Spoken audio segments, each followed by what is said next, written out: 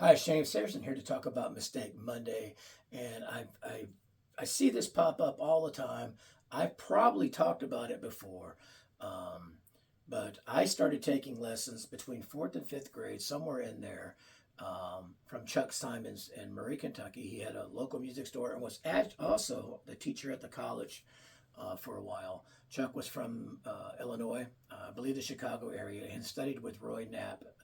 But anyway, my first few lessons, more than a few, were primarily on snare drum versus starting right on drum set. Now, a lot of people don't do that anymore, and there's people who are going to say, yeah, you should, and everything like that. But my argument or the mistake money is a lot of people just dismiss the rudiments. And to me, you shouldn't.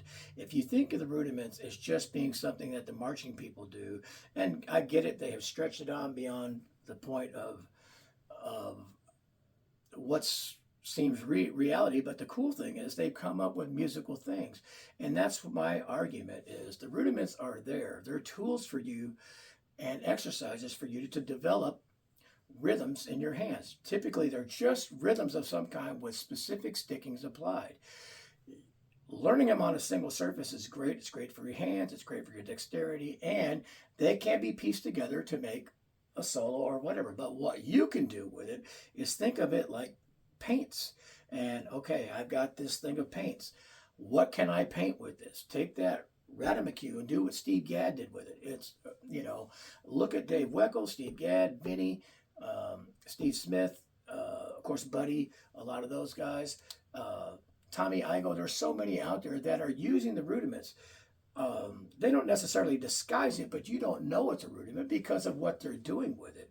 And what it's allowing them to do is apply it to the drum set in a way that they can get from one surface to another a lot easier instead of being just singles, or they can create patterns that make it, you know, not just easier, but create specific sounds and stuff like that based on stickings. You go back to Philly Joe Jones and the way he applied rudiments on the drum set, Alan Dawson. If you research this, you'll see there's a lot that can be done with it. So the mistake is dismissing the rudiments as being just something for a drum pad or a marching drum because it's so much more.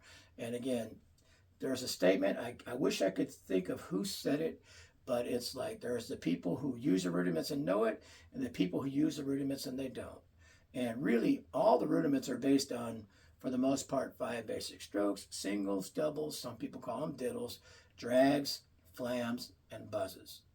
All rudiments are a combination of those.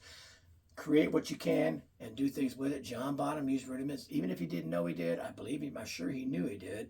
Neil Peart used them. Everybody uses them, and use them to your advantage and create music with it. It's not something to shy away from. The mistake would be to ignore the rudiments.